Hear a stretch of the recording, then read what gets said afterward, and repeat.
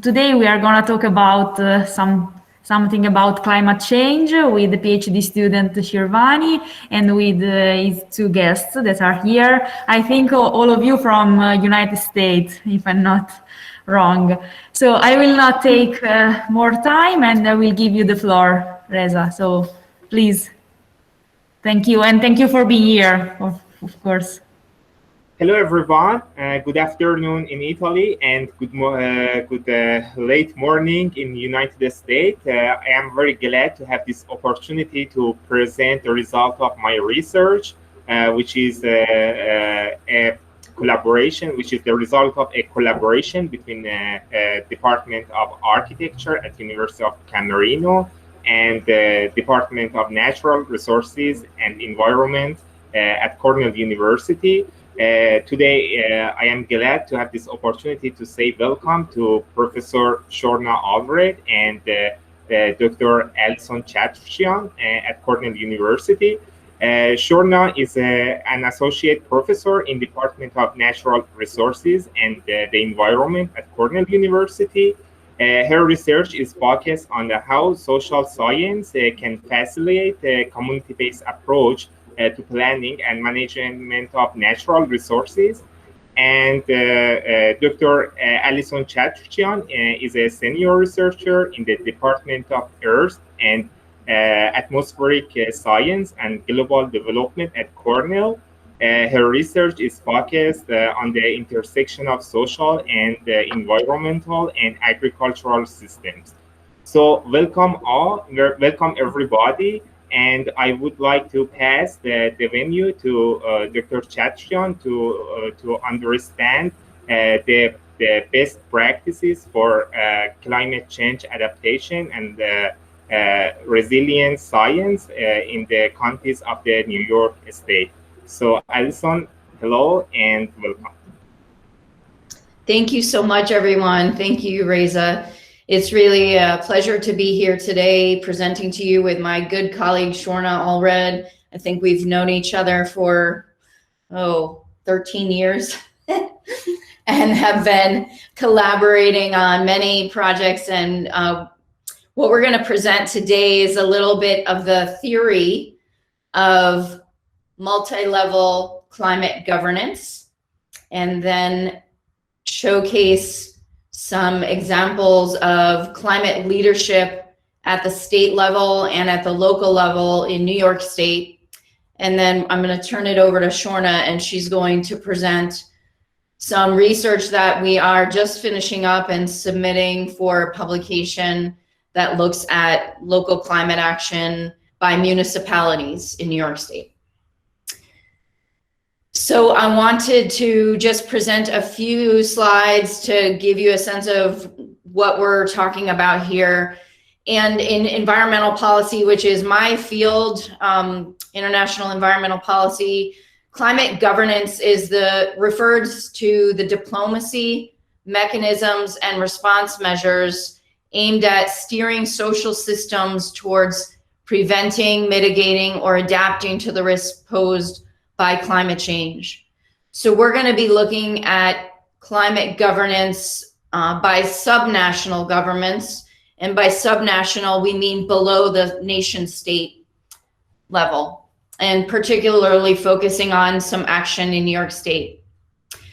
And I want to highlight a really important area of research by Elinor Ostrom and many others that have taken up work in this area. And she began work in an area called polycentric governance. And this is a really great quote from her. She says, "There is no reason to believe that bureaucrats and politicians, no matter how well-meaning, are better at solving problems than the people on the spot or on the ground who have the strongest incentive to get the solution right." So what does she mean by that? I'm wondering if you're familiar with her most famous work, and she was the winner of the Nobel Prize for this work. It was called Governing the Commons, Evolution of Institutions for Collective Action.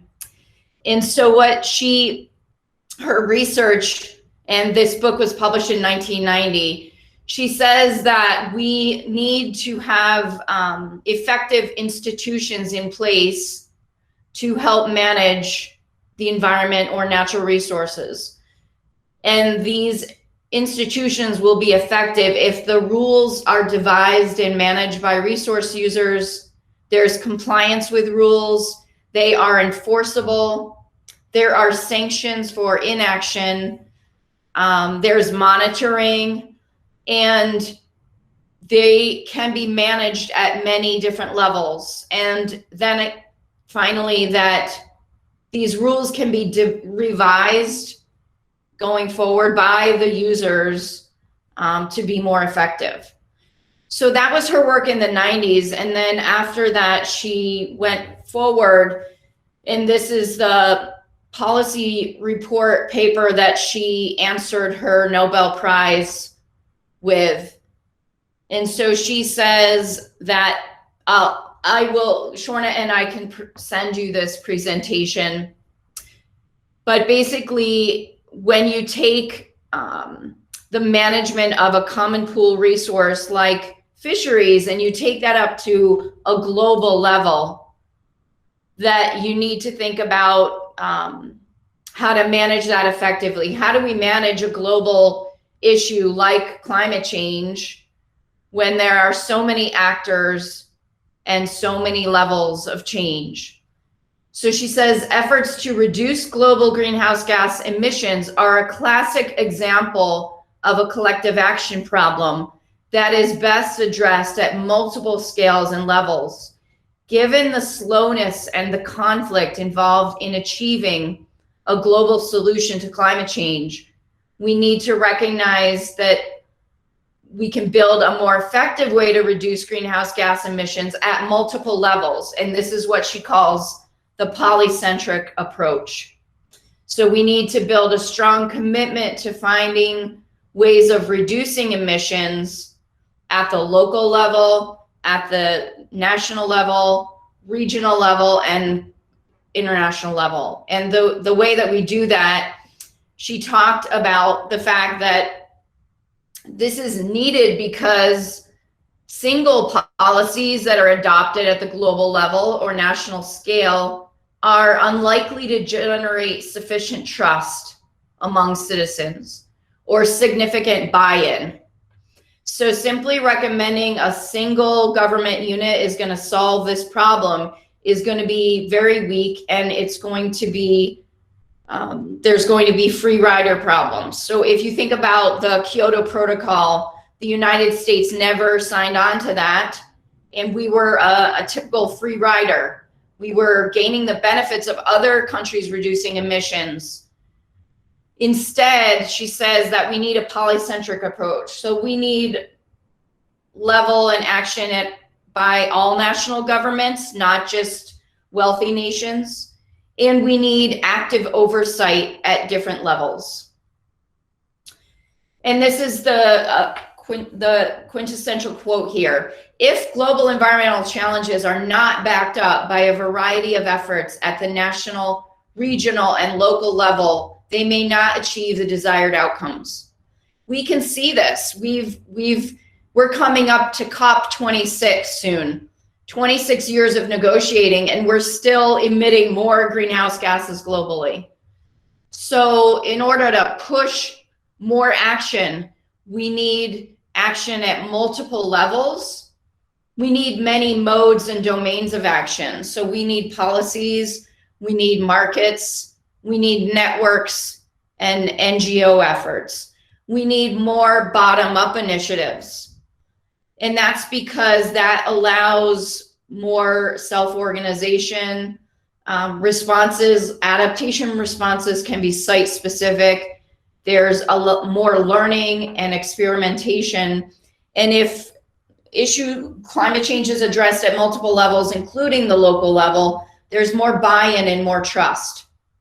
The challenge is that this means that there will be many more actors involved, and this leads to greater complexity. If we think about global climate change governance and all of the actors that are involved, it's hugely complex. It's not just the United Nations. And that means that we need better coordination, more transparency, and more information sharing. So that's a little bit of background. I'll point out this nice graphic. I think this was from a report that I co-authored on multi-level governance for global food security. And you can just see that we're seeing action from the community up to the global level. At the global level, we see the Paris Agreement and the Sustainable Development Goals, but those are not going to be effective unless they have policies that are implemented at a regional level or in national climate plans. And from the bottom up, if there's not community programs and community buy-in. So with that, I want to really quickly turn to the idea of non-state actors, which is what Shorna and I have been focusing our work on, which are individuals or group that hold influence that are wholly or partly independent of the state. And we see this idea of hybrid multilateralism, where we see more interplay between state and non-state actors. This is a graphic from the United Nations website on climate action, and you can see so many actions are being recorded with the UN that are taking place in countries, in cities, regions, and with organizations. And this brings us to the idea of non-state actors and how we define transnational governance mechanisms. These are networks that operate to share information. We see a proliferation of these institutions with an increasing number of actors and actions.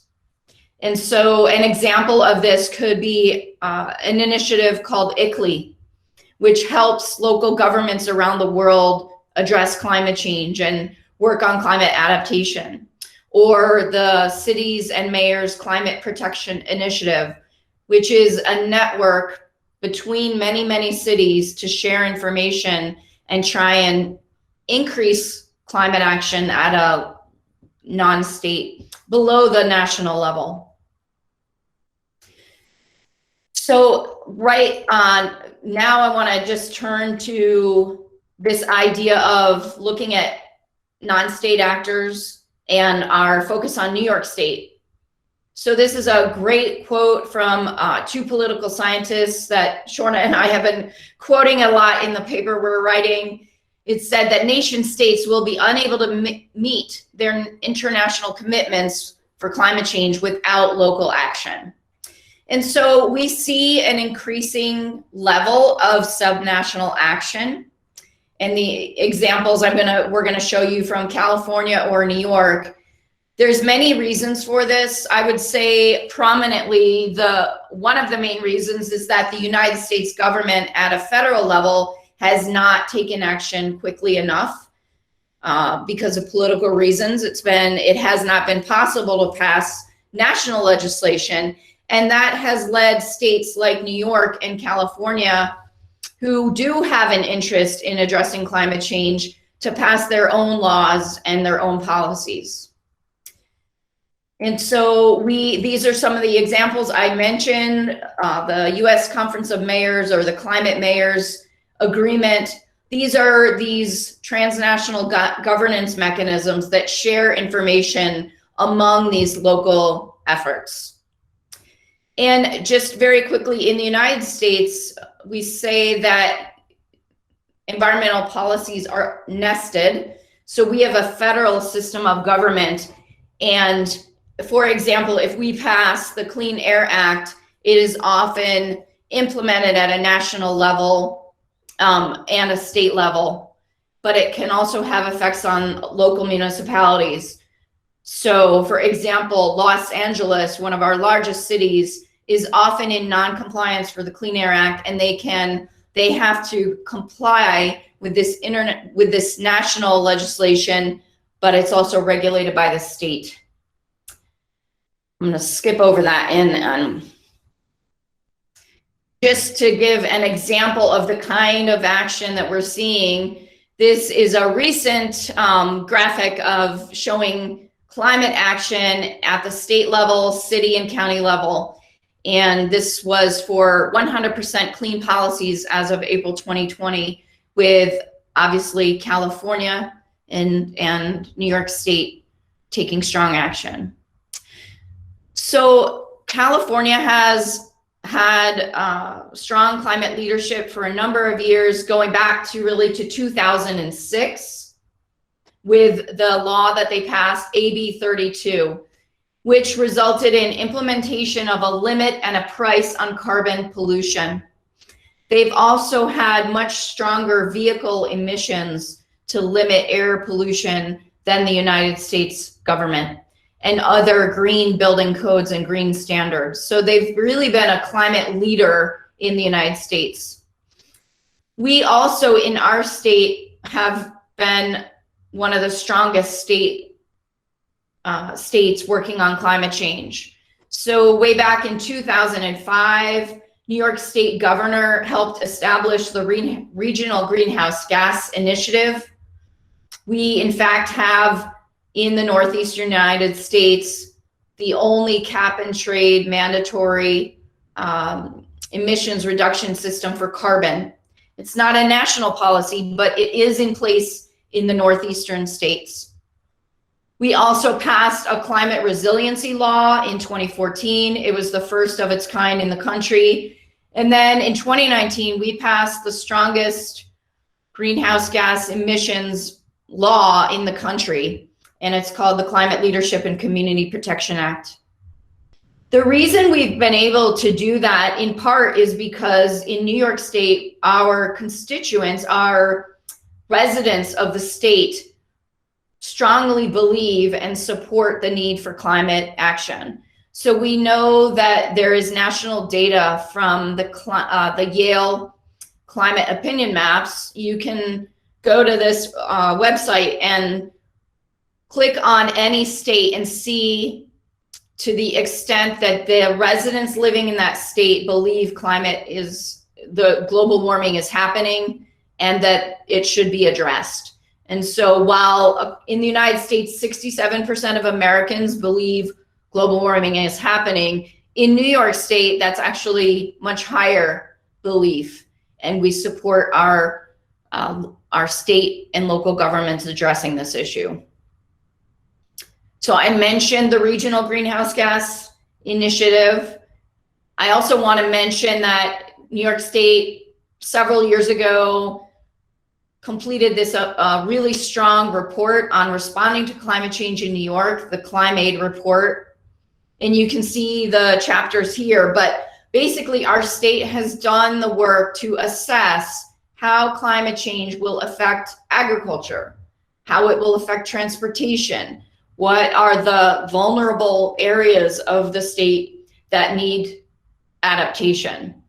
And so that has enabled us to understand what are the risks and what are the impacts of climate change going to be, and then to think about for the state, how should we respond?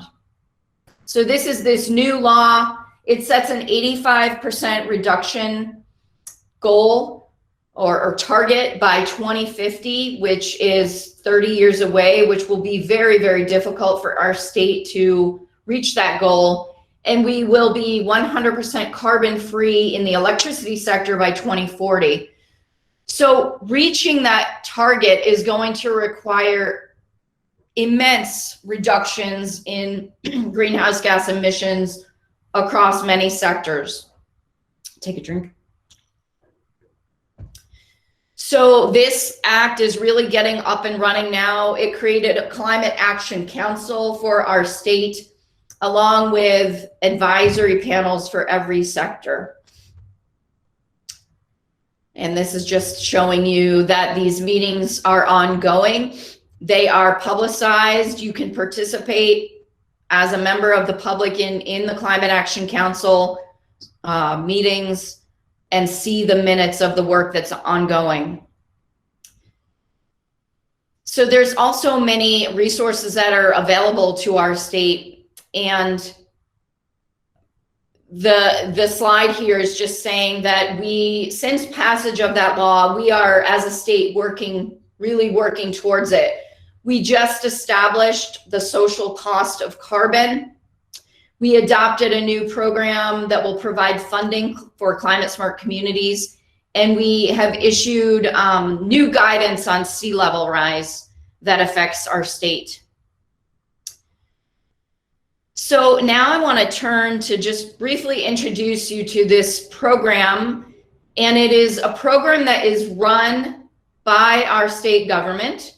I think it's the only program of its kind in the United States that I have heard of. It's called New York State Climate Smart Communities Program. And it's a voluntary program. It is for all of the municipalities in our state to sign on and take action at a local level. So as of the most recent data, we have 321 communities that have partnered to participate in this program.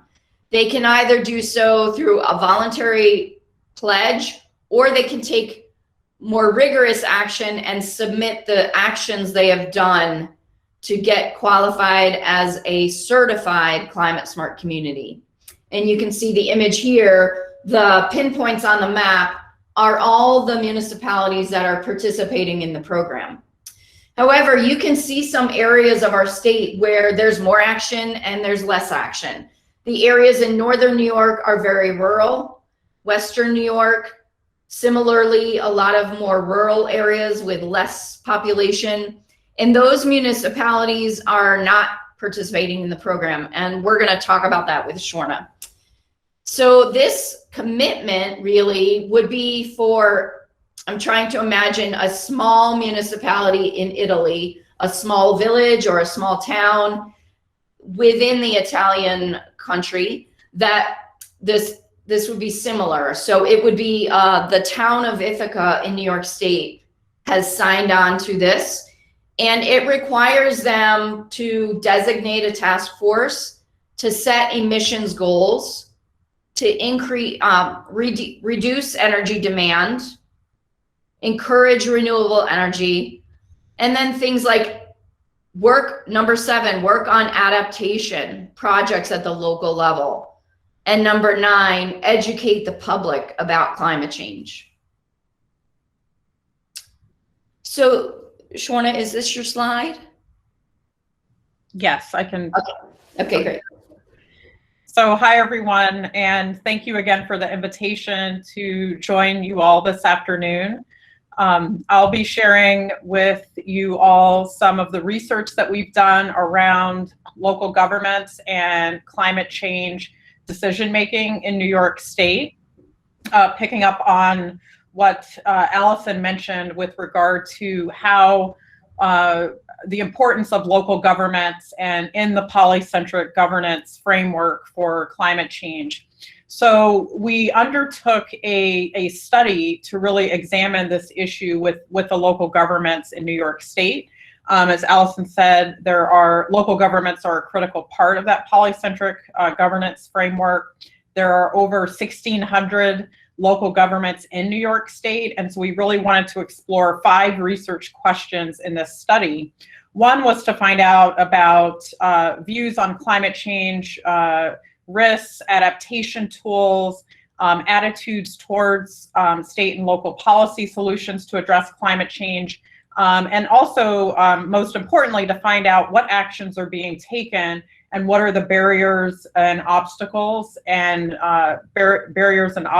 and as well as factors that actually influence in a positive way local government officials to take action. So these, so we undertook this study. Next.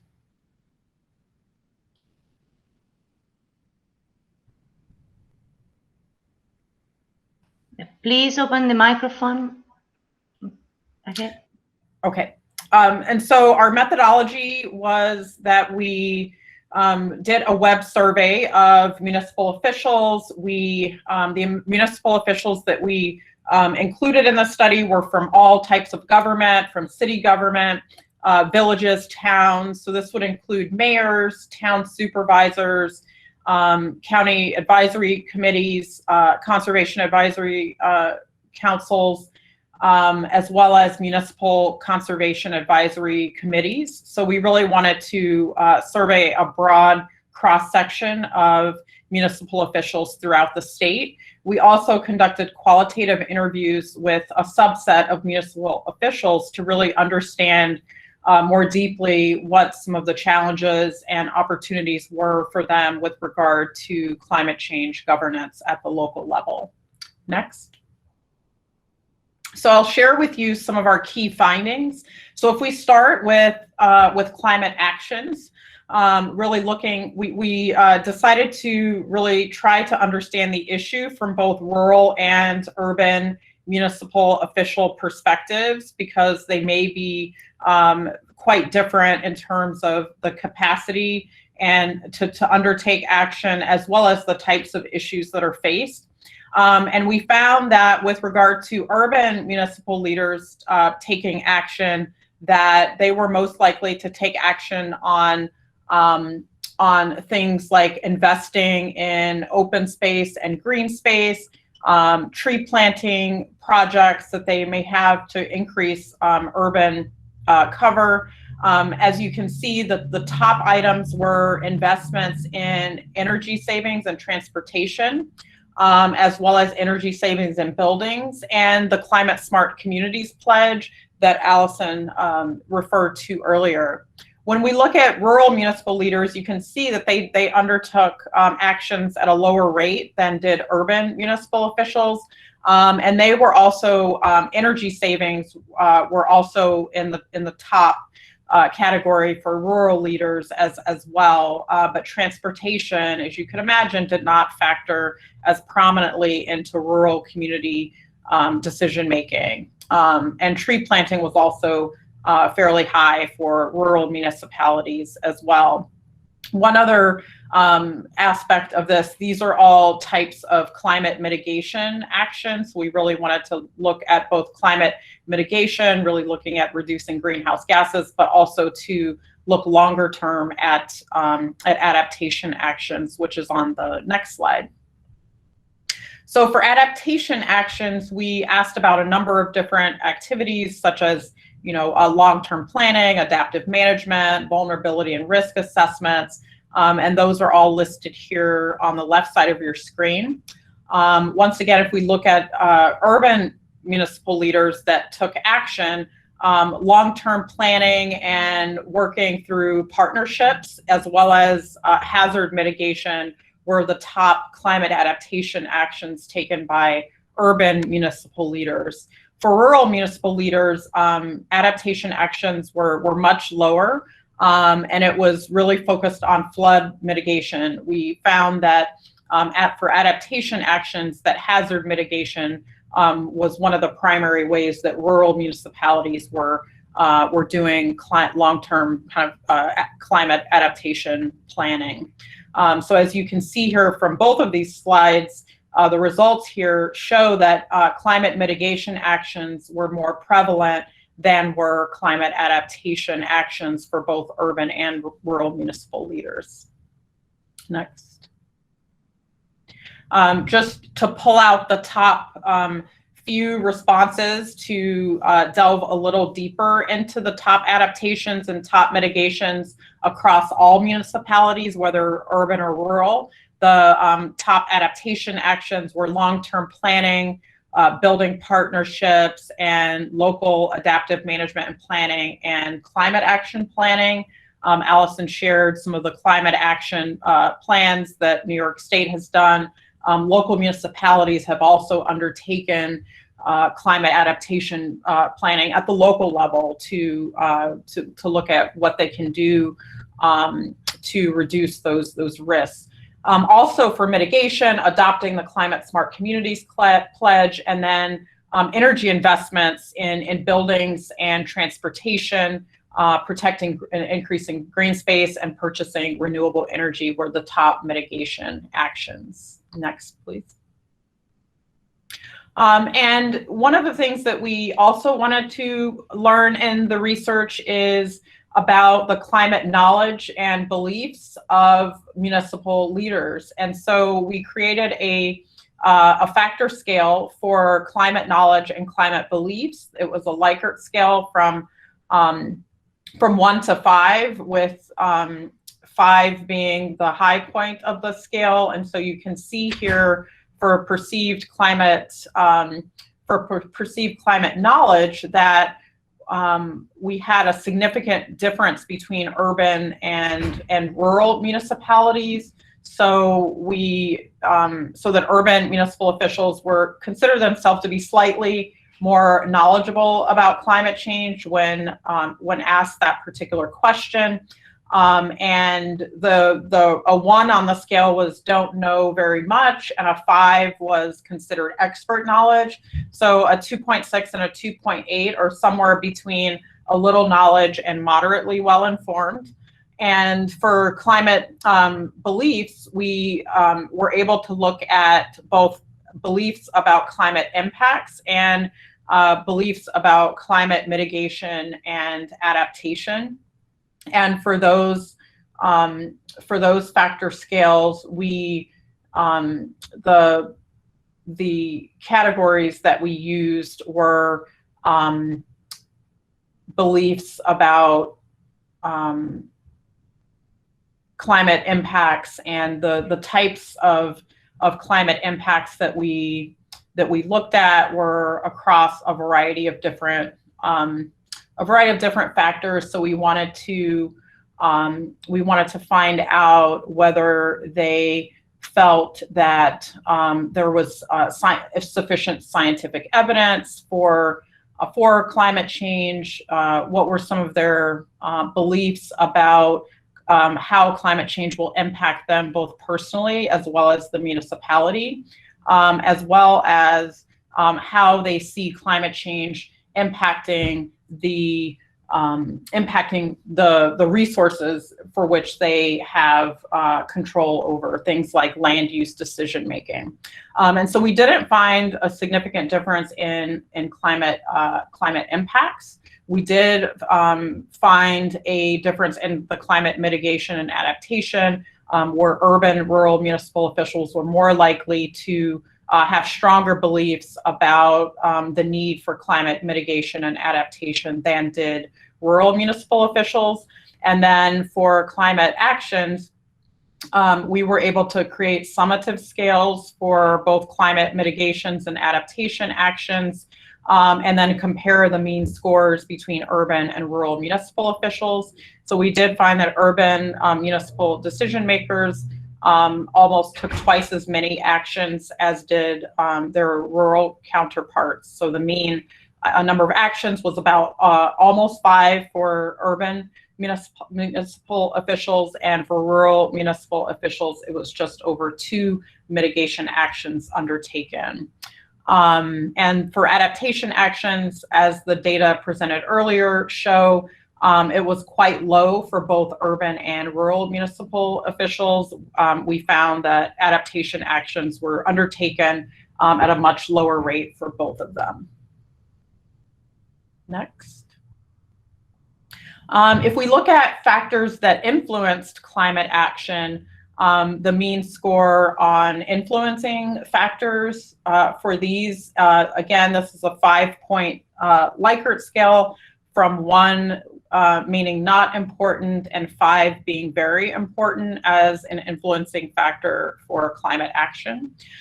So we can see here that there were no significant differences between urban and rural municipal officials, that the factors that influenced their decisions were basically the same.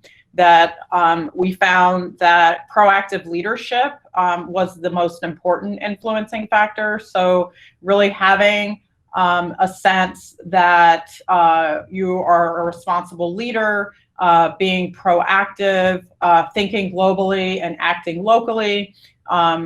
Those were all reasons that that decision makers indicated for taking climate action. So leadership was very central, as were fiscal savings. So if you can remember, the primary mitigation activities were around realizing energy savings. So in energy and transportation, in buildings and transportation. So that was a way that by making buildings more energy efficient, by investing in fleets of vehicles that are hybrid, those were ways that they could save in the long run, both short run and long-term fiscal savings, as well as cooperation and partnerships.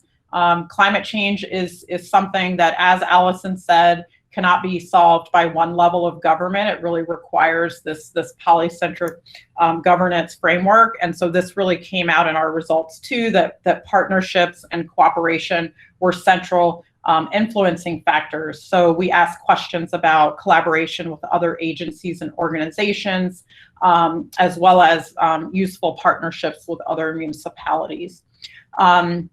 Government mandates surprisingly didn't come out very high, so it wasn't that that was a big factor in decision making in terms of having a mandate, for example, from the federal government or even the state government. Next. And if we look at barriers to action, so what were some limiting factors? Again, no significant differences between rural and urban municipal officials, but lack of resources was common to both urban and rural local governments. So lack of resources, this was defined as funding as well as staff, so both human resources and financial resources. As well as, not understanding the future costs of climate change to be able to adequately plan for it. Inaction of government was the second highest rated barrier, and this was related to, again, the kind of lack of action at the federal, state, or local level. And this particular scale was a 1 on this scale was not a barrier at all, and a 5 was a significant barrier. So a 3.0 on this scale is a slight barrier, and 4 is a moderate barrier. So inaction of government was considered a slight barrier, and then lack of information and intra-organizational issues were considered to be minimal to slight. So lack of information is lack of information on local impacts, as well as not the impacts of climate change not being kind of felt at the local level.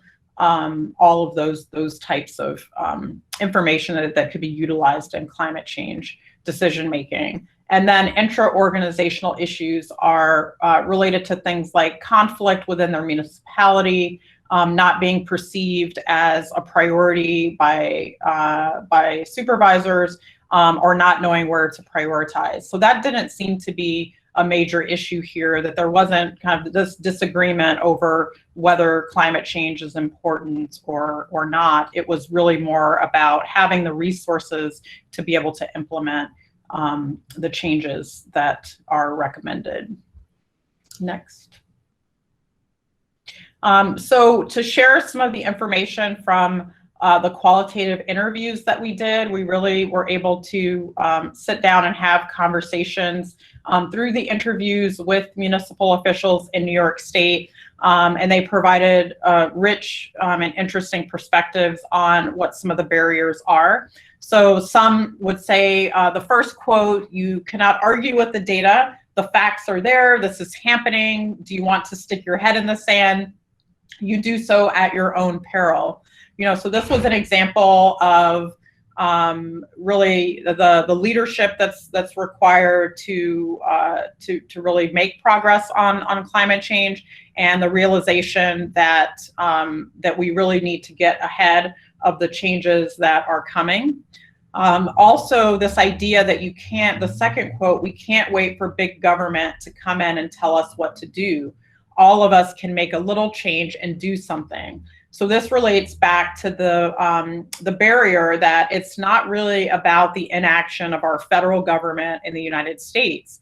that local governments say, you know, we can't wait for the federal government or international agreements to come in and save us. We really have to take action at the local level. And again, these things should be done in collaboration, in concert with one another, that you have local governments, you have international agreements, you hopefully have federal policy, and all of these things are working together and one in an interdependent kind of way. But local governments are leading the way in the absence of a strong federal policy in the United States. For rural municipalities, a few quotes that we wanted to share with you. The first one says, "We have not started planning to address climate change, and truthfully, I don't even think it's on the top 10 list." So there are some municipalities that aren't sure where to start and haven't started. And so the climate adaptation planning, as well as climate mitigation being lower for rural municipalities, really evinces this quote here around this particular municipal official that says it's not a high priority for their municipality. Another response was, "I think it's in God's hands. I don't think any of us have control over that." Not to say that I'm sure that some of things that we pollute the air and water with, they probably help create some of this. So there was a sense by some that that there is nothing that we can do, that it's in God's hands and we just have to let nature take its course. Yes, we're probably responsible for some things, but let's just let it run its course. So there was certainly that viewpoint as well that we found with some rural municipalities. Next. Okay. So that's the conclusion of our presentation. Allison is showing here a picture of the climate march, which at the time was one of the largest climate marches in the world, which has only been surpassed by last year's climate march, which occurred in, I think, over 180 countries worldwide. So it's pretty amazing to see the global attention to climate change, including our new administration in the US, and of course our state and local governments in New York State as well. So thank you, and we look forward to taking questions.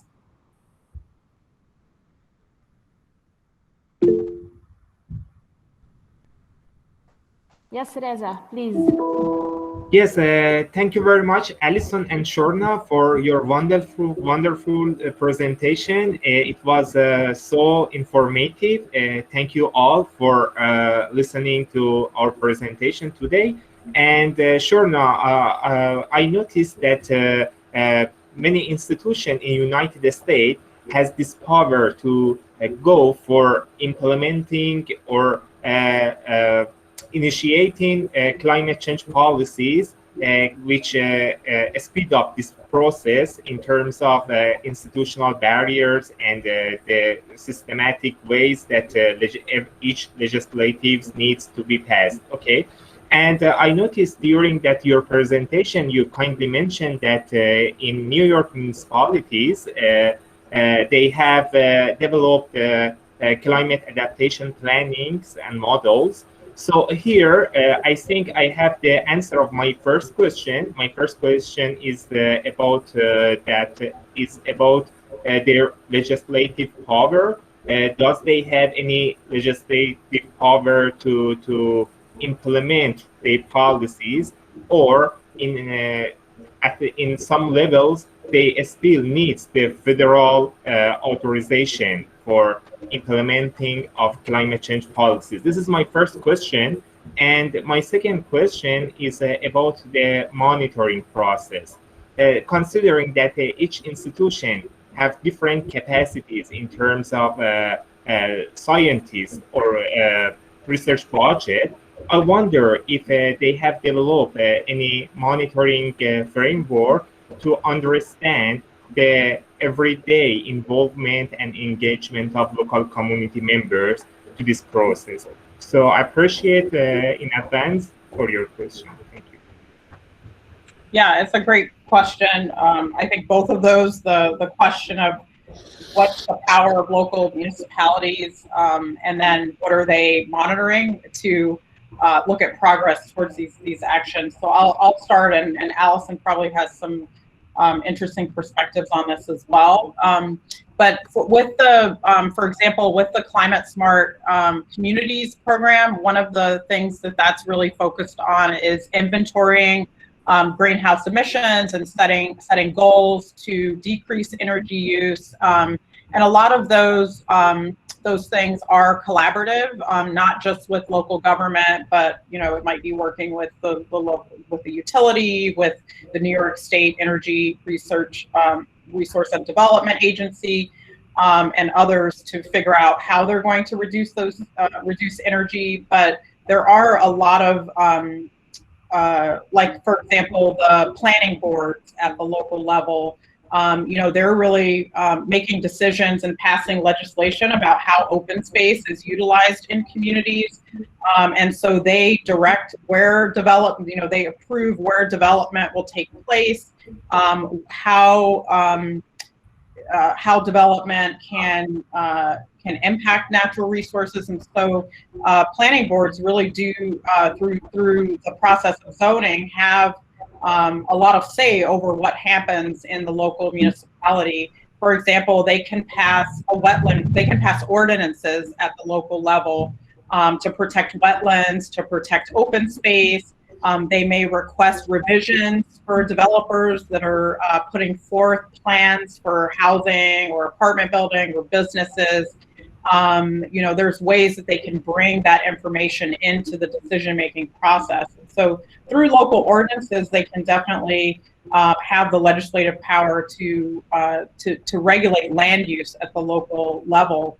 I don't know if a lot of monitoring is happening right now. I think that's a real weakness.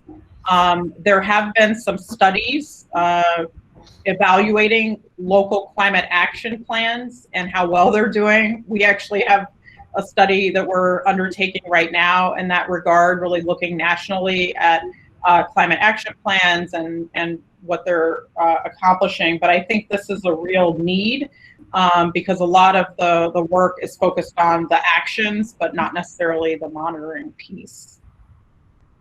Allison, do you have anything to add?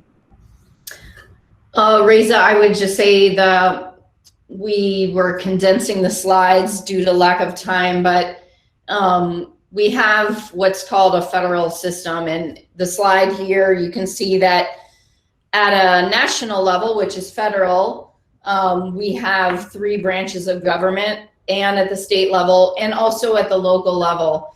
So Shorna mentioned how many, is it 1,600 local governments in New York State? That means we have small cities, villages, and towns, 1,600 of them. And we have what's called a New York State municipal law, which means that those local governments have the authority to address environmental issues within their jurisdiction. So they can pass a watershed protection ordinance or a zoning law. They can have a comprehensive plan in place that has to be updated every 10 years. And those are things that are passed by the city council under leadership from the executive branch, which would be the mayor or the supervisor of the town. And then those are subject to court review, just like at a national level. And I could pull up, you'd be welcome to look at the Climate Smart Communities program. If you go to that website for New York State, all of those actions that have been taken by the 300 municipalities, you can actually pull them up and see what they've done. Again, that's a voluntary program, so it's not required that they do any of that, but the actions that they have taken are all publicly available. So if a municipality is interested, they can go see what a neighboring community has done, if they have an adaptation plan or a greenhouse assessment, they can kind of look to see what's out there and model what they want to do on that.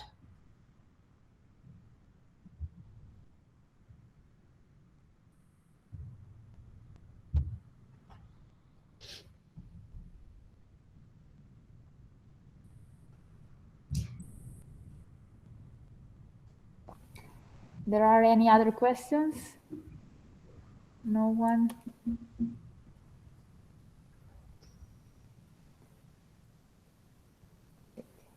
So I have a question for you. Do you see similar efforts in local small towns or villages in Italy to take climate action? Is the municipality of, you know, a small, like where your university is, do they have a climate adaptation plan or a climate action plan in place for the municipality? Sorry, are you asking to me? Yeah, sure. Okay, yes. So yes, I'm from University of Camerino, and but I don't live so much the university, especially nowadays for this pandemic. And actually, I don't see so many action for climate change. I don't know if it is only my opinion, and because I'm not an expert of this field, so maybe I cannot see everything. But I don't know if Reza, when you were here at the university, you can did you see something about that or? Actually, great point, Claudia, and thanks for mentioning that because I'm going to explain this conflict in terms of institutional barriers during my presentation today, you know, considering that in Italy, the region is the lowest level of authorization for developing legislation, and they usually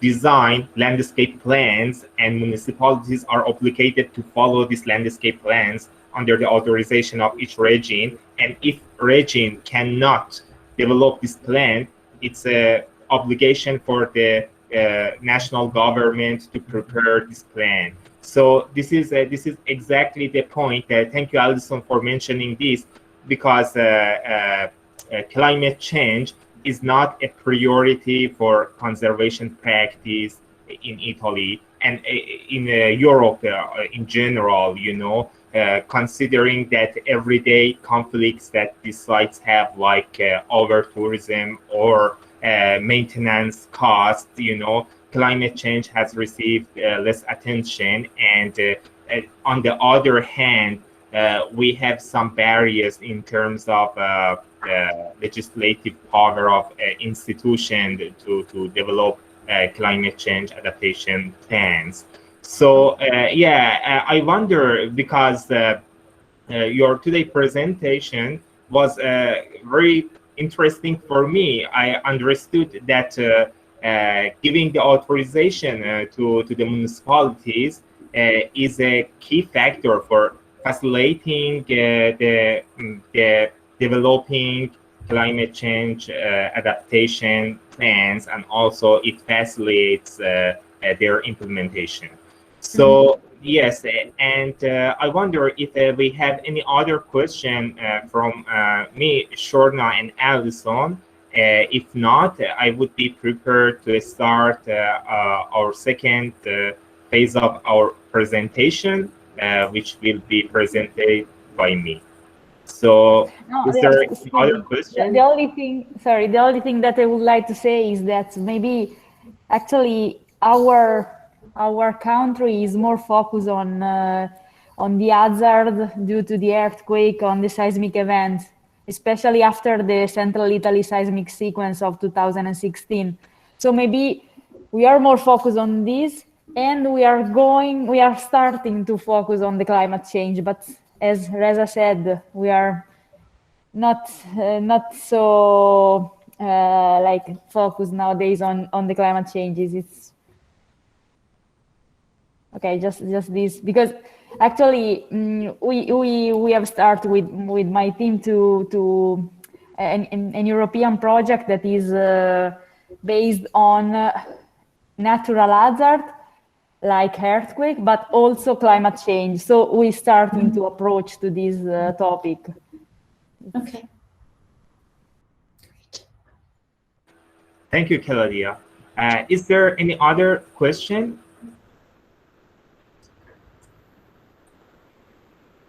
Okay, let me to start my presentation.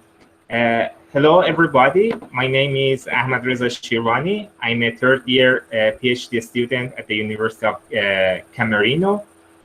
Before I start my presentation, I would like to give you an overview about the work that I have done by now, and after that, I will jump to my presentation.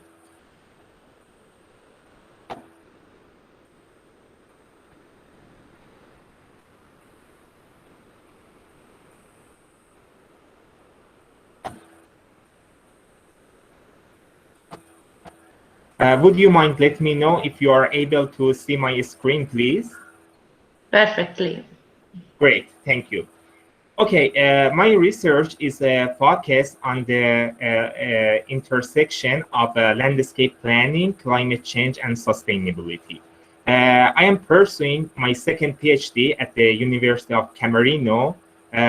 Before I starting this program, I obtained my first PhD from the University of Florence in Italy in 2017. My first PhD was focused on conservation of historic sites in the frame of a UNESCO brand, and I obtained many useful principles and strategies for conservation of cultural heritage sites. However, after I started my second PhD at the University of Camerino, and I had this opportunity to work with Professor Sargolini and his research group, I became more aware about the everyday problem of the cultural landscape in European and specifically in European countries and specifically in Italy.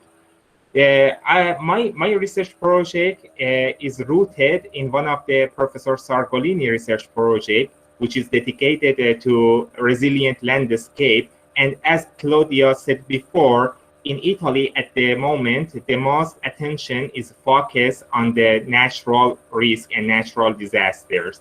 However, as a part of this project, my research considers the climate change impacts on the cultural landscape, and I had this opportunity to reach to Professor Allred and Dr. Chatrchyan at Cornell University in September 2020 to develop my research in an interdisciplinary environment.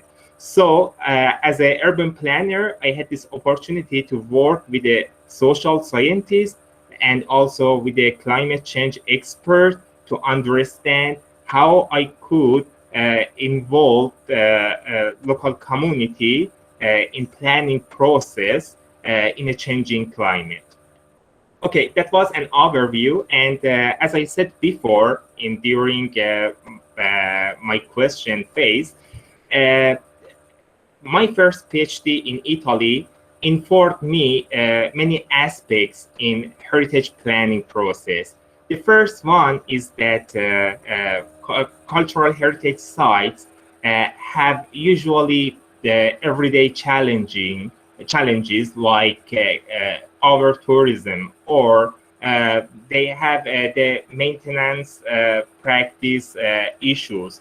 Climate change has received less attention by less studies globally, and also in Europe, it is not a priority in conservation practice. The reason is clear: the impact of climate change appears in the long term, and regardless of the impact of flooding or landslide, the socio-economic impacts of climate change needs a larger time frame to be visible. So this is our responsibility to develop a novel conservation framework that supports not only the physical and tangible aspects of cultural landscape, but also the socio-ecological dynamics that exist in these areas and have been caused the reason of emergence of these sites.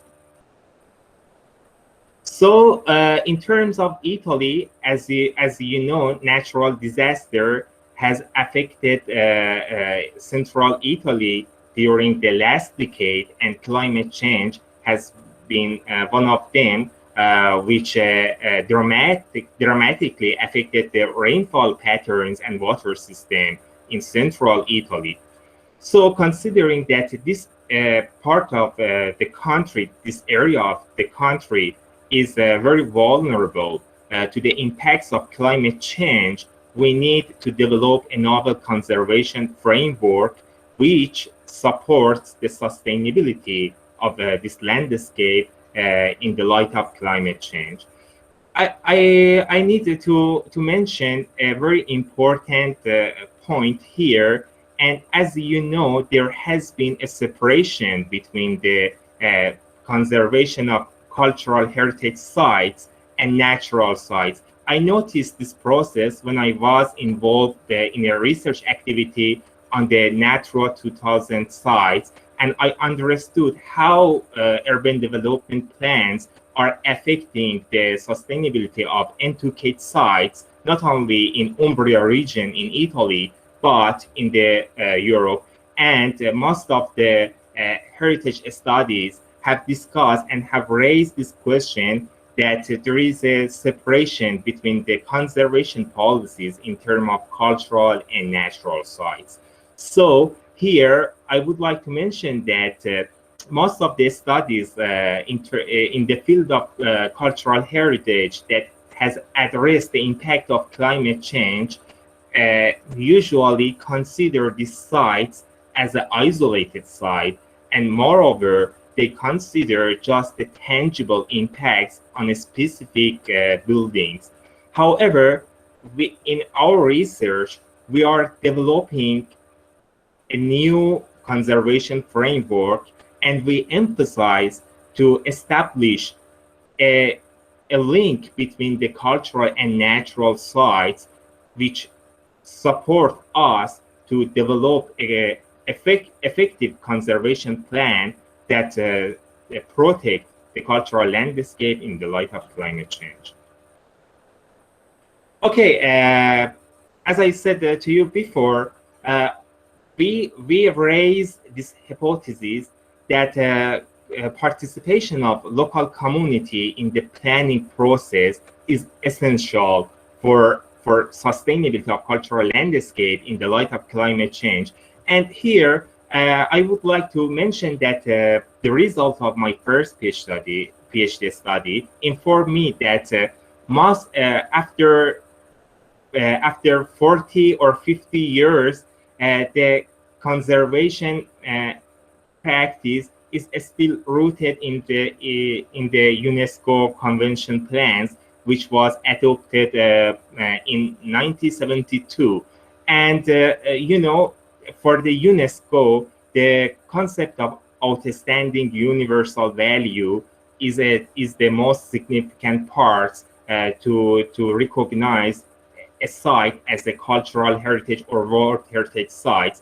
And most of the attention is to protect the tangible feature of these sites. However, considering that UNESCO has developed a novel vision, which is called historic urban landscape, however, protection of socio-economic dynamics which exist in this area has received less attention. And in my research paper, I would like to establish a strong link between the both nature and the cultural heritage sites, and also I pay a specific attention to the socio-ecological dynamics that exist in these areas.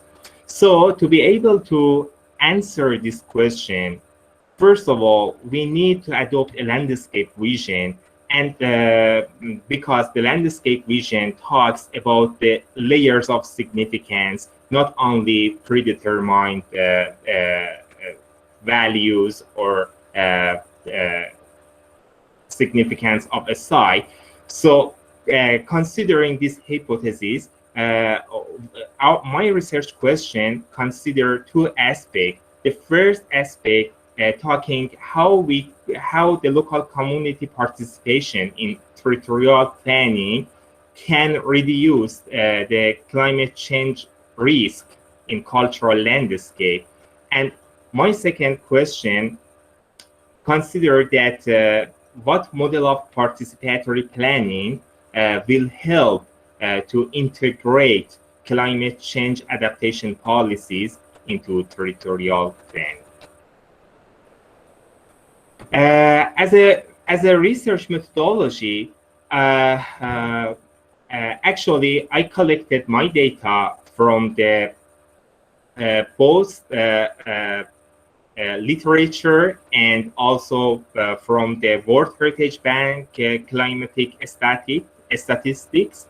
But as Allison said during her presentation, climate change is a global issue, but the implementation is a local issue. And considering this situation, I was interested to understand how different geographies are dealing with climate change issue. For this purpose, I selected two case studies. One is Cinque Terre in the region of Liguria in Italy, which has been affected by flooding risk in 2011, as you know. And the other case is located in the region of Ontario, in the province of Ontario. The case is region of Waterloo. And I would like to compare these two sites to understand how they have developed a conservation planning framework and how they have seen the risk of climate change in these sites and how they have responded to this risk in these sites. As an introduction, I answered some question. The first question is that how we address cultural landscape and how we define this concept. As you know, different literatures and different experts in different fields approach to cultural landscape in a different way. But the intersection of this definition clears that cultural landscape is the result of a continuous interaction of a cultural community with natural resources. And if we accept this definition, it means that the cultural landscape is more a dynamic concept rather than to be a static or isolated concept, which put it in front of the definition of the UNESCO Convention in 1972, because as you know, UNESCO tends to protect or freeze a cultural heritage site in a time and in a place. However, cultural landscape accept that the appearance of this landscape is the result of a continuous process of a cultural community with the natural resources. And in this way, rather than a conservation approach, we need to accept a management approach. And here, I would like to emphasize that I wonder if at this moment, cultural heritage organization has this preparedness to accept this vision in the planning process. And this is the first barrier here at the beginning that restricts many cultural landscape to be adopted to the climate change, because as I said before, the role of UNESCO Convention is still clear in many World Heritage sites in Europe.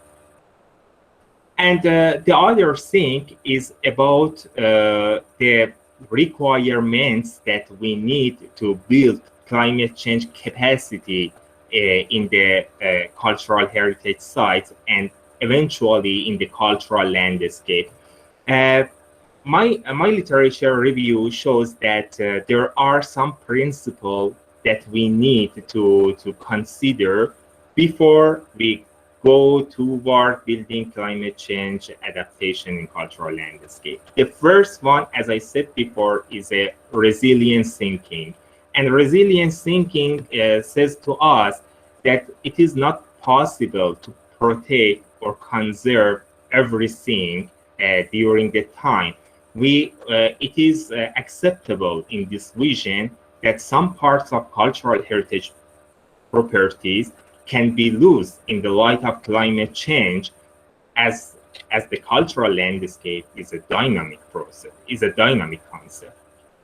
The second point is that we need a novel protection framework which utilize the interdisciplinary approach in the planning process, and it benefits local community participation from the initiating the policies to the implementation process.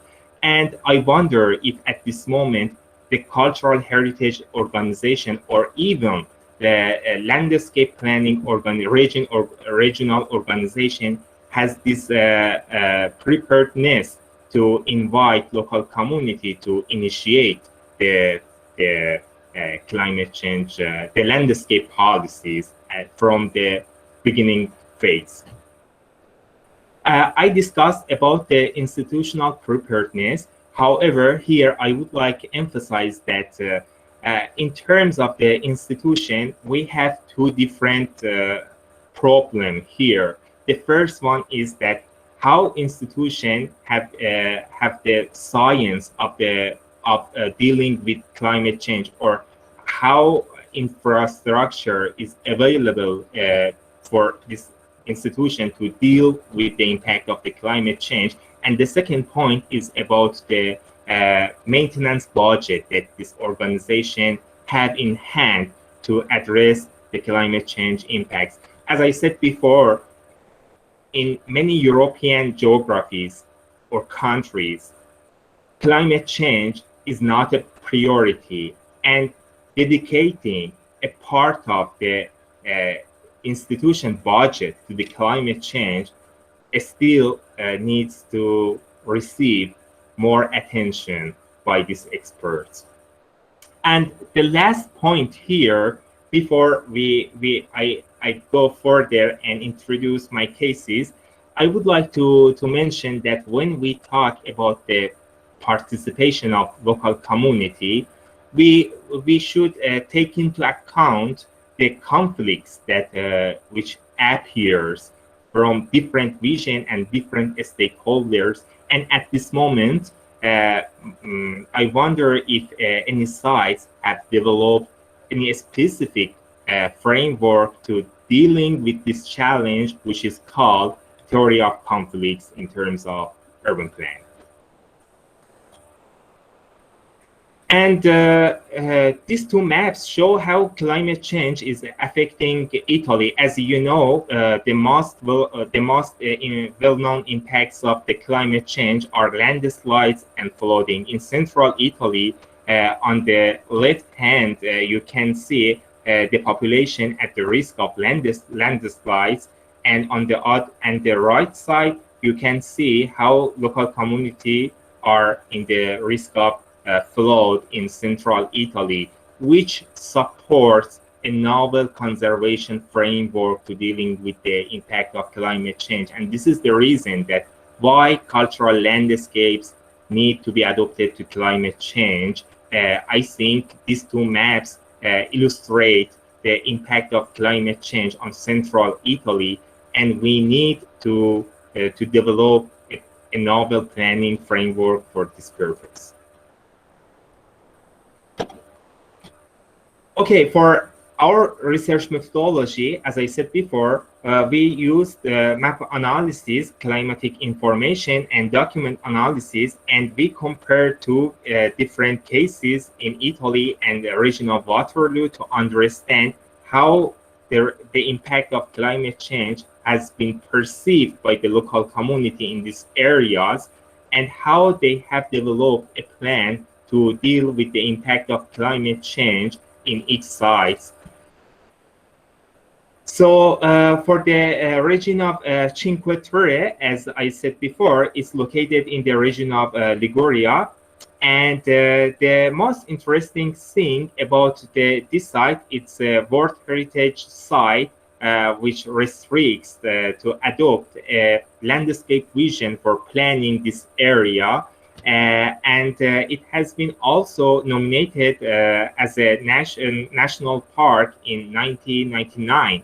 And the conflicts raised here because at the in the site of Cinque Terre, it is organizing under two different planning framework. One is UNESCO and the other one is European Landscape Convention, which raised some conflicts, and I will explain you in my next slide how this site has been affected by climate change due to the land abandonment in this area. The other site is in the province of Ontario in Canada, region of Waterloo, and we explain how the planning process is continuing in this area to answer to the risk of climate change. Okay, let's start with a comparison between these two areas. These two areas are totally different in terms of area, in terms of population. Maybe the most similarity between these two sites is that they are running they are initiating their policies in a democratic governance framework. However, on the one hand, we have a UNESCO World Heritage Sites, and on the other hand, we have a locally identified cultural heritage sites, and we will compare how these two sites has been affected by the risk of climate change and how they have answered to these issues. Okay, in Cinque Terre, land abandonment has caused a significant change in land use pattern and agricultural practice, and according to the researcher, more than 77% of the traced areas have been abandoned in Cinque Terre, and this process have caused bring some vulnerability to this area, as the drywall trace needs to be maintained continuously, and after the land abandonment in this area, these traces have been more fragile to the in terms of flooding. Here, I would like to mention some principle that supports to adopt and to accept a dynamic landscape vision. The first reason is that Cinque Terre is a historical, and of course, it's a World Heritage Site. However, the cultivated traces were a strategy to benefit the mountain areas for the agricultural practice.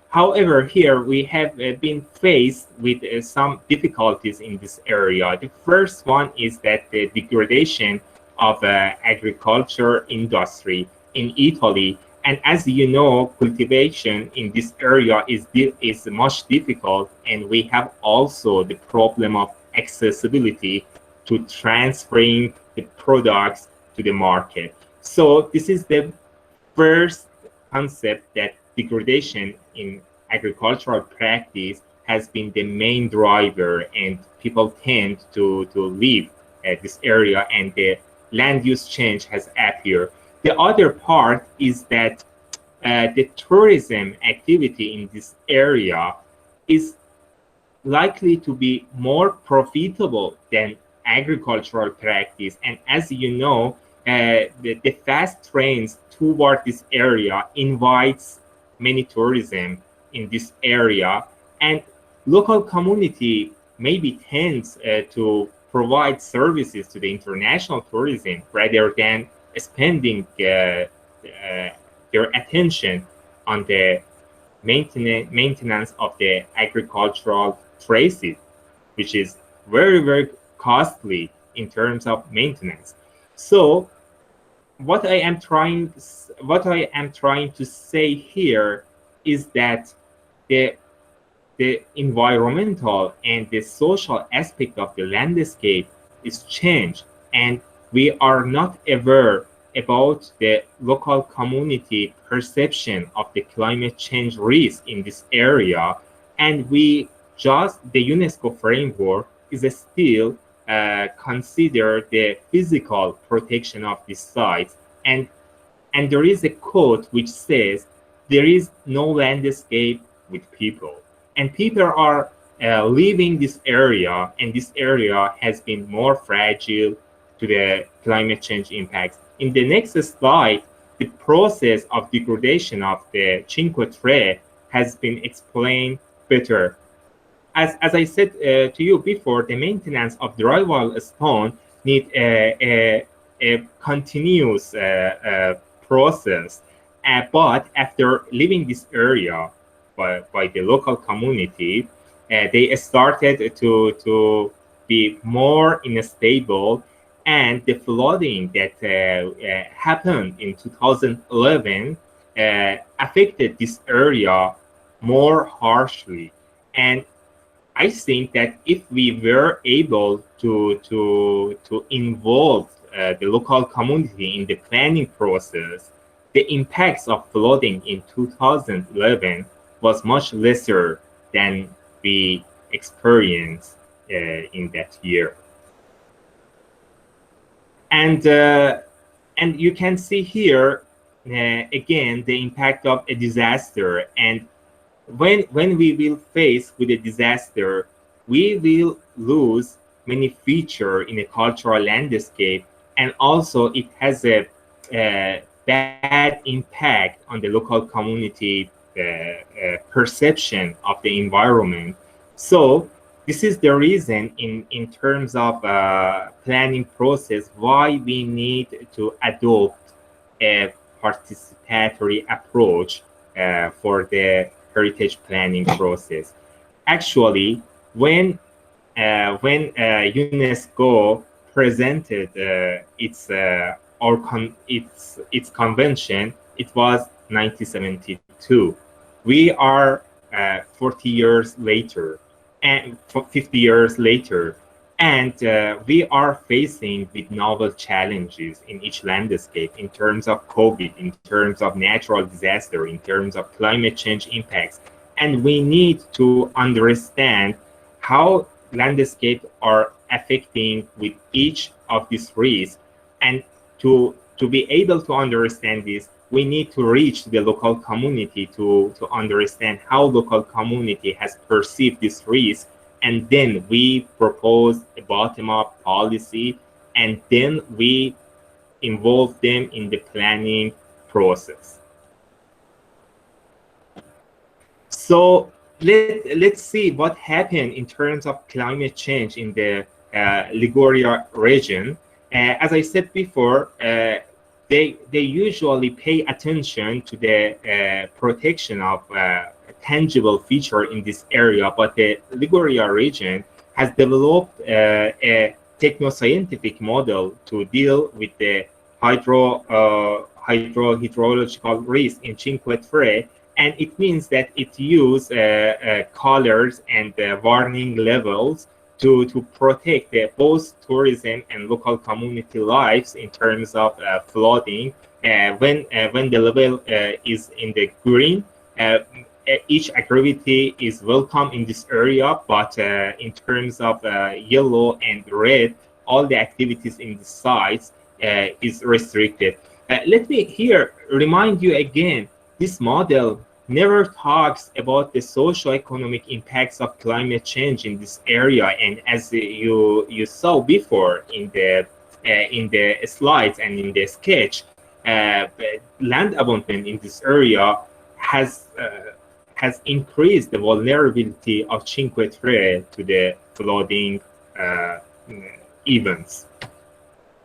For the region of Waterloo, the story, the narrative is totally different. As I said, these two sites are totally different, and I think in this way, it will give us a better vision toward the planning process and to find an effective way to respond to the climate change impact at the local level. Region of Waterloo is somehow similar to the New York, as Shorna and Allison discussed about the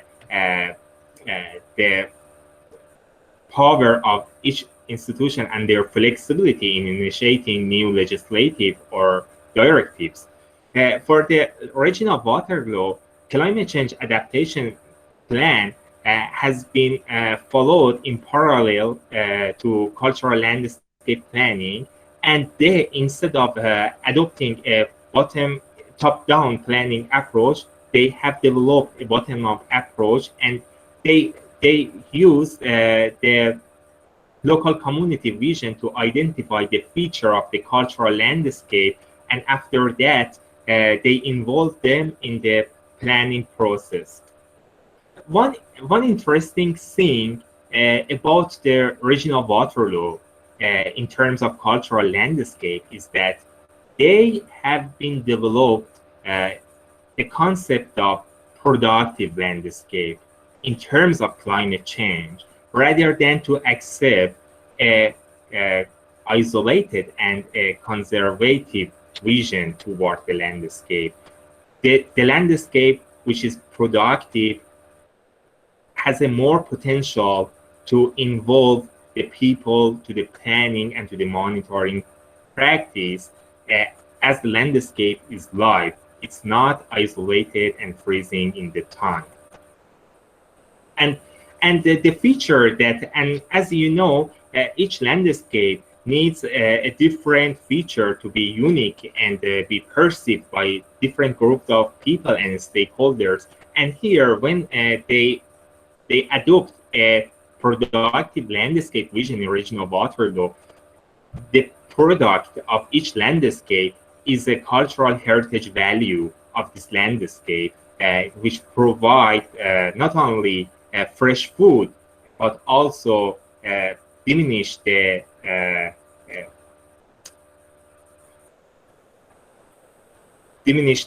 agricultural imports from the outside of the country. Okay, in this table for the cultural landscape identification, I compared two sites of Cinque Terre and region of Waterloo, and I compared these two sites specifically in different categories.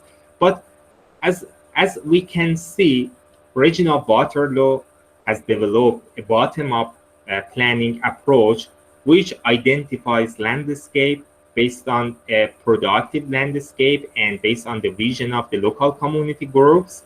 On the other hand, we have Cinque Terre, which is operating under two different frameworks, UNESCO Convention and also European Landscape Convention. However, it seems that UNESCO Convention has a more power for management in this area. However, in terms of climate change, it is totally evident that land abandonment in Cinque Terre has raised the instability of a site which is operating under the top-down planning system, and as it has been affected by the flood in 2011. On the other hand, we have region of Waterloo, which use a bottom-up approach in planning process.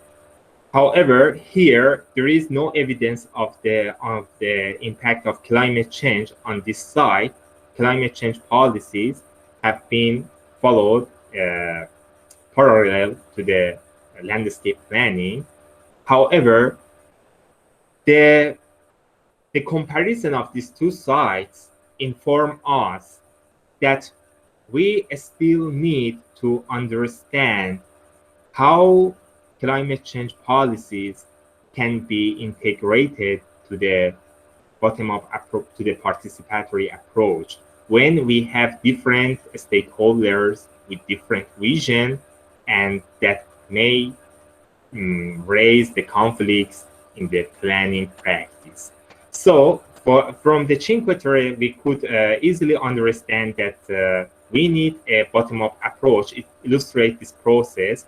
On the other hand, in the region of Waterloo, we can understand that although this region has developed a bottom-up approach, but it is not necessary in terms of theory of conflicts that will appear in terms of climate change. The reason is clear. The reason is that the perception of different groups of people from the impact of climate change and their interest to participate in the planning process can be different. And we need an effective planning process to deal with these challenges.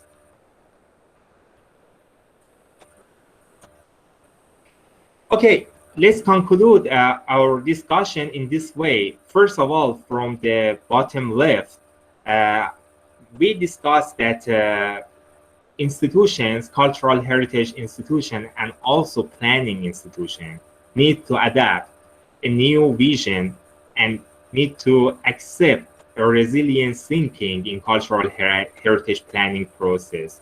Then we need to evolve the concept of cultural heritage with connect the cultural sites to the natural resources and raise the concept of productive and dynamic landscape, which make us not only better manage our landscapes and our heritage in terms of climate change, but also better managing the funding of the institution.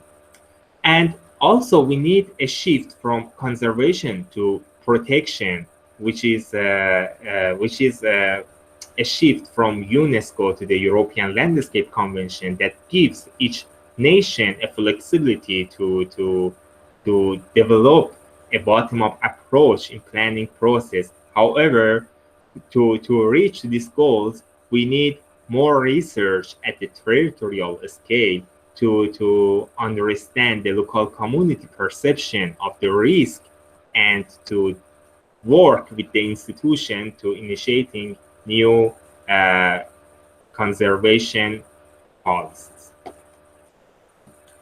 Okay, here again, we could conclude that a bottom-up approach help us to identify the feature of the landscape based on the perception of the local community, rather than to predetermine this feature from a bottom-up, top-down approach. And if we consider this landscape vision, then we could understand the community needs, and eventually we can also assess the adaptive capacity which exists in each landscape and in each institution, and better engage the local community in the planning process.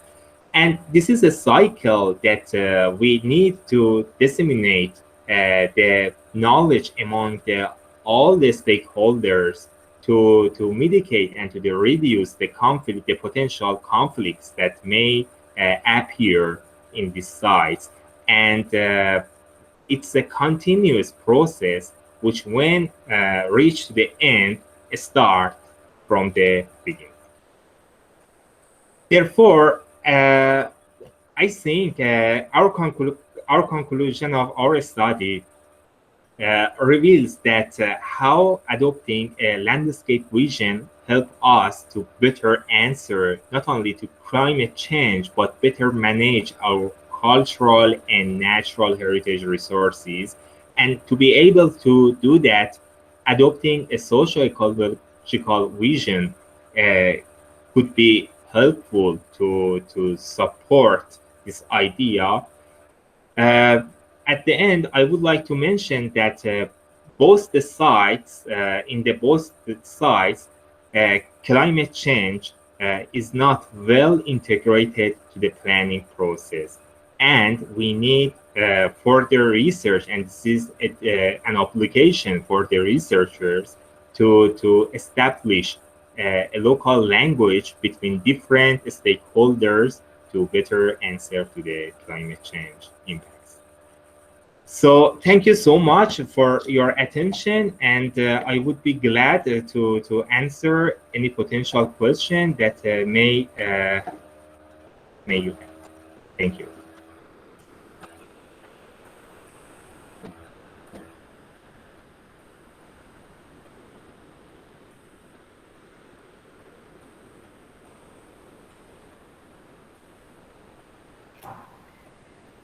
So there are any questions from the students?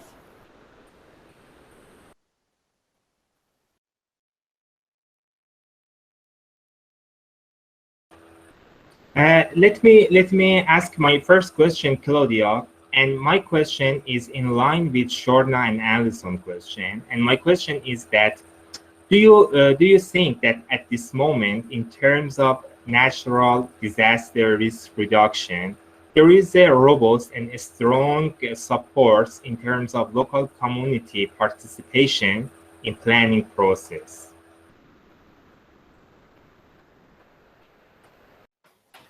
Okay, I think that the answer is it depends.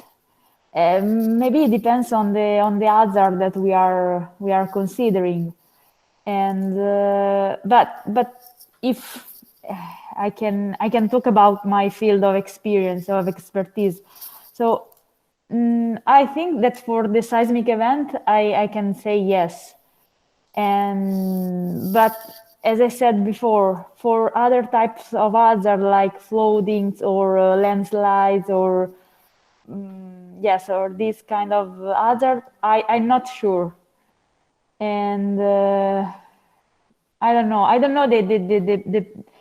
the feeling of the local communities about this refer to this hazard. What do you think?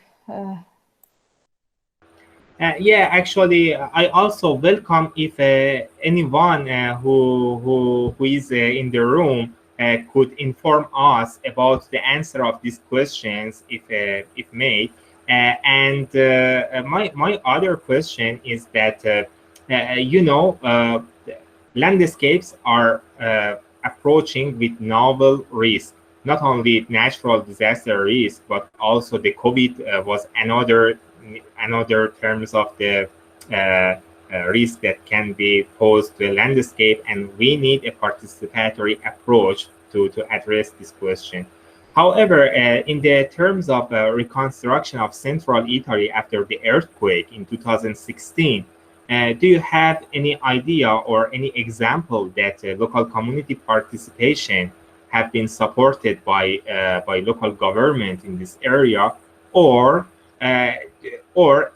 even if the institution accepts the need of local community participation, however, there is still a top-bottom approach in the planning process?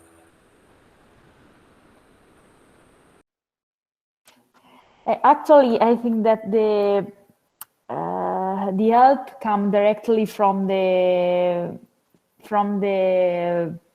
governance, from the municipality, rather than local communities. I mean, like if directly after the Central Italy seismic sequence, I can say that, for example, for some specific local communities where we were involved to work, I remember some meetings where the local communities participated, and then they expressed their ideas and their and their ideas about the reconstruction. And so this is how the local communities participate and how the government helped them. I mean. And my second question, and Noemi, if you could inform us, we would be appreciated, is about the tendency of local community to stay in the affected landscape. Have you any idea about that? For example, after the flooding experience in the Cinque Terre, does the country has feel that the local community tend to leave this area due to the flooding impacts, or after the, for example, the impact of the earthquake in the central Italy and also in the city of Camerino, do people still have a desire to stay in this area, considering that there has been a transformation in the tangible and intangible feature of these sites? Have you any reports on that, Claudia or Noemi, or anybody who is in the room? We would be glad to know more about it. Thank you.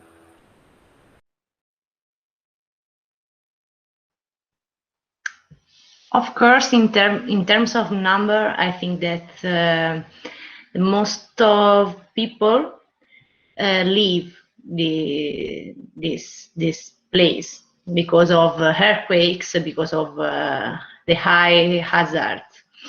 But the desire, I think that if they could have some, I don't know, some possibility in the future, they probably would come back to live here. I think this. I'm living here right now. This is a question that I can answer personally, because I'm just living in the middle of the land affected by earthquakes. So I'm here, and I'm still here. So most of my friends and my family is still here, and but of course, in terms of number, they must to leave this land. But I think that they would to come back soon. And is there anything else, Shorna, that you would like to mention on my presentation, or in concluding our today's discussion? I would be appreciated. Thank you, Reza. That was a great presentation, and I think it really, brought forth a lot of ideas about cultural landscapes and climate change, and new ways to think about kind of world heritage in this framework that's much more expansive than the way that it's been considered in the past. And so I think the challenge is always policy. That was the question that you asked me as well, which I think is a really good one, which is how do our policy mechanisms support the types of changes in and perspectives in cultural landscapes that you are putting forth. So how can UNESCO and these global bodies really evolve their definitions of cultural landscapes to really incorporate and be participatory in the way that you described. So I don't know if you have any thoughts on that about, how do we change policy to really reflect cultural landscapes as you've defined them here. And Shorna, which similarities do you think that exist at this moment between the policy framework and institutional system in New York State in comparison with Canada? Have you any note on that in terms of the development of a bottom-up approach for dealing with the impact of the climate change? As I mentioned before, the regional water law has developed the climate change adaptation plans parallel as a separate but parallel to the landscape plans, and they are not well integrated together.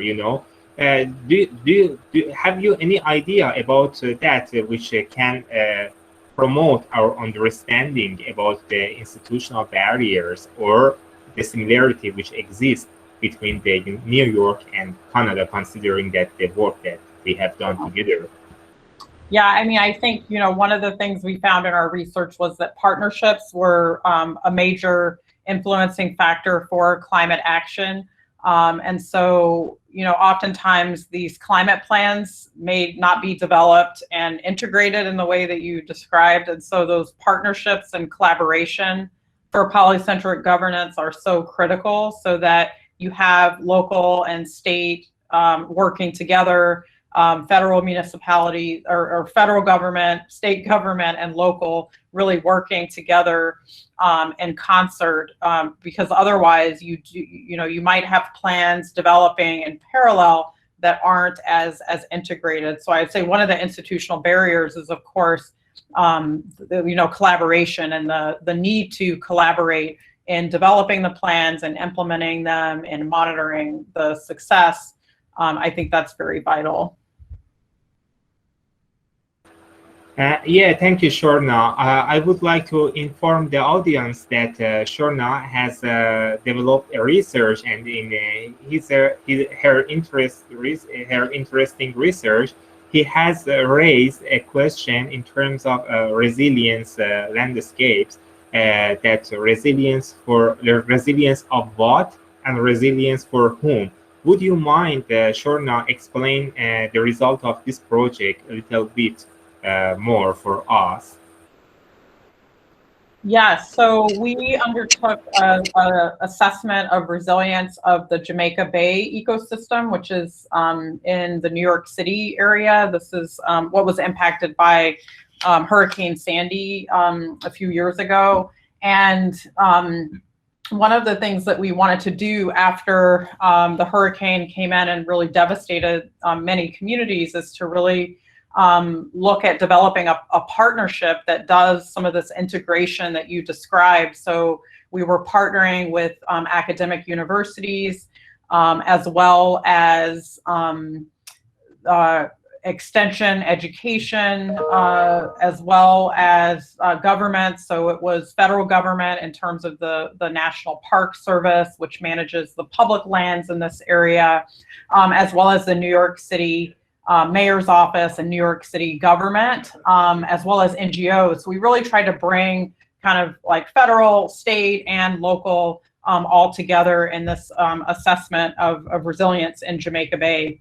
And we found that with regard to resilience, that it was the social dimensions, the environmental justice dimensions that were not well reflected in a lot of the resilience activities that were being done. And that's probably not surprising, is that the people side of things is often the most difficult, is really, you know, how do you engage communities? How do you make sure that the infrastructure that's going in, that's appropriate for given communities? And so that was something that we found in that particular work, that compared to kind of the infrastructure projects were ongoing, but there was a real lack of community participation in the process.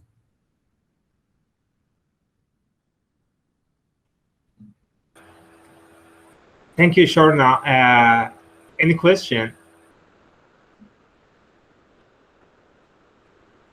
Okay. Do I have a question? Oh, I don't. Okay, sure. Sure, please go ahead. I don't have any additional questions. Okay, I would like to remark this point that we were involved in 2018 to 2019 in a research project, and the name of project was Atlas Project. And as I said, climate change is not still a priority for heritage organization, as in 2018.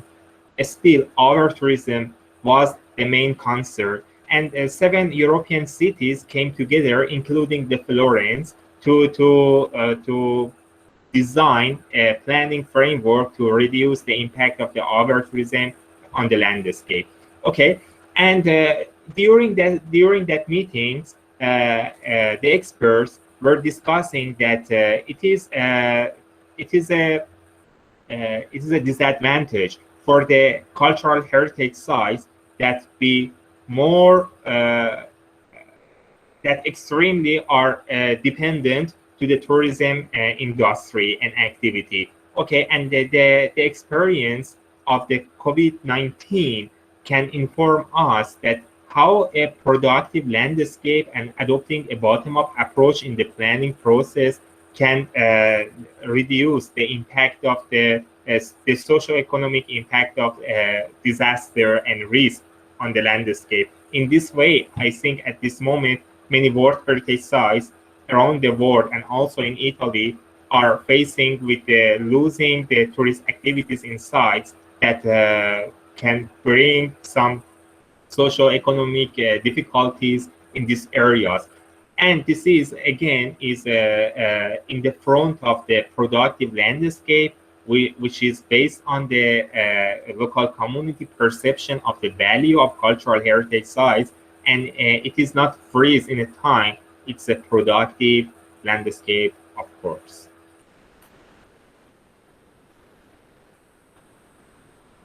Okay, if we don't have any other question, we could end and close our meeting. Is there any?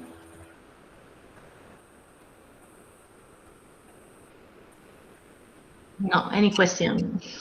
Okay, so I would like first appreciate and say my thanks to all of you for participating in our today meeting, and also I would like to say my special thanks to Professor Allred and Dr. Chatrchyan at Cornell for their wonderful and informative presentation. That was great. So thank you all for your participation, and I wish you all of the best and take care. Thank Thanks. you. Thanks Thank to you. you, Reza. Thank you. Goodbye. Thank you. Bye, everyone. Thank you so Bye, much. everyone. Thank you. Bye. Welcome. Thank Bye-bye. you. Bye. Bye.